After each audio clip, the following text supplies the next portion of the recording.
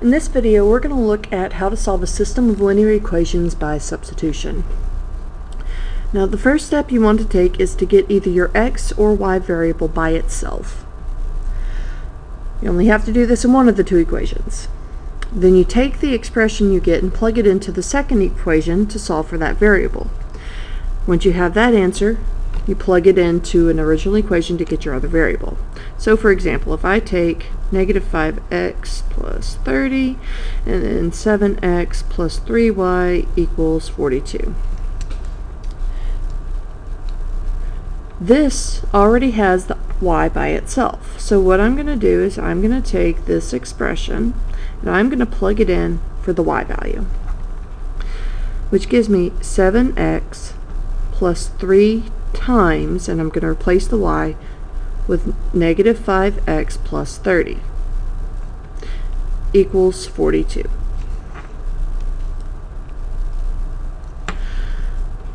Now I have to distribute. So I get 7x minus 15x plus 90 equals 42.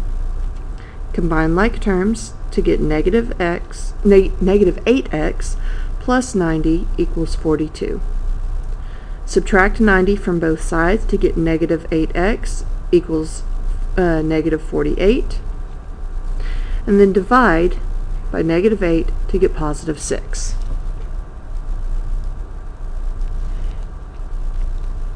Now you take the 6 and you plug it in for x in one of your two equations. I'm going to pick the first one because it's set up as y equals. So negative 5 times 6 plus 30. This gives me 0. So the solution to this system of equations is the point 6, 0. To check yourself, you can plug both your x and your y into both equations. It has to work for both of them to see if you get the correct answer. Now in this problem, we already had a variable isolated. But sometimes it's not going to be isolated. You have to adjust it yourself to make it work. So for example, let's say I take 6x minus 5y equals negative 45, and 2x plus 2y equals negative 4.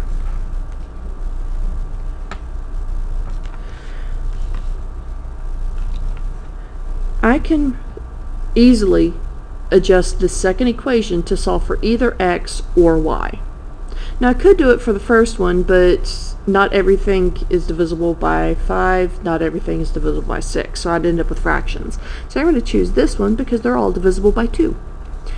So if I want to get, let's say, x by itself, I would start by subtracting 2y from both sides, giving me 2x equals negative 4 minus 2y, and then divide everything by 2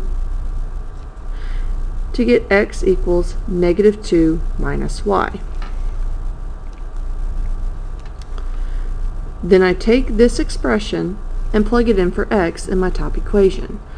So 6 times negative 2 minus y minus 5y equals negative 45. If I distribute, I'll get negative 12 minus 6y minus 5y equals negative 45. Combine like terms, and I get negative 12 minus 11y equals negative 45. Add 12 to both sides, which gives me negative 11y equals negative 33. Divide by negative 11, and I get positive 3 for my y value. And now that I know what the y is, I can find the x value. So I plug in a 3, so I get negative 2 minus 3 to get an x value of negative 5. So the point that is the solution of this system is the point negative 5, 3. If you were to graph the two equations, this is the coordinate where it meets. Now these two that I've worked so far are examples where you only had one answer. But remember, there are other cases where you have either no solution or infinite solutions. So let's look at a couple of those. Let's take 2y equals 6x plus 10 and 3x minus y equals 5. If I solve this by substitution, I want to get one of my variables by itself. And the y's in these would both be easy to isolate.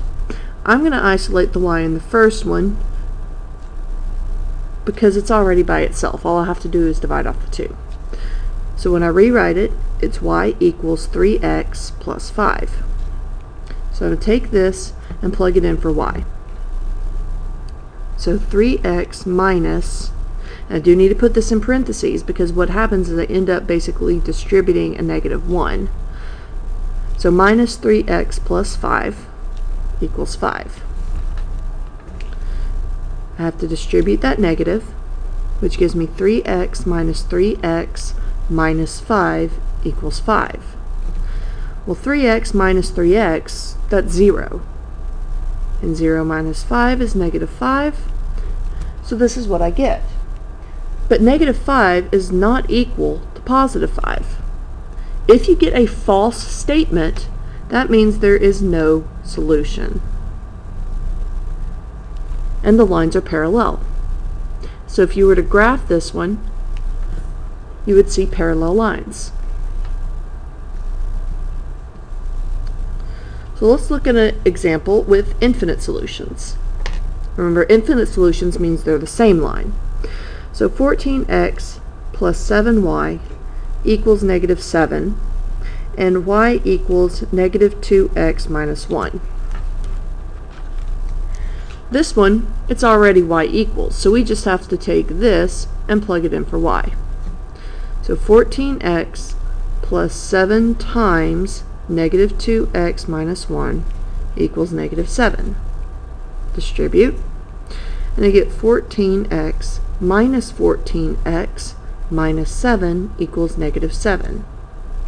Well, 14x minus 14x is 0, and 0 minus 7 is negative 7. So I get a true statement here. If you end up with a true statement like this, it means there are infinitely many solutions. So and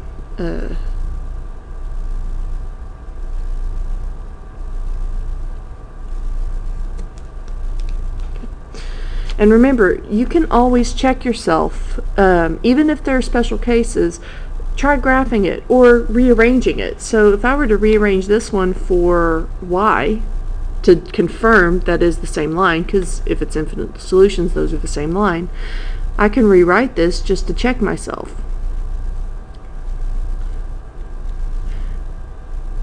So move the 14x over, then divide by 7, I get negative 2x minus 1. It is the same line. So you can check yourself even if it's a special case.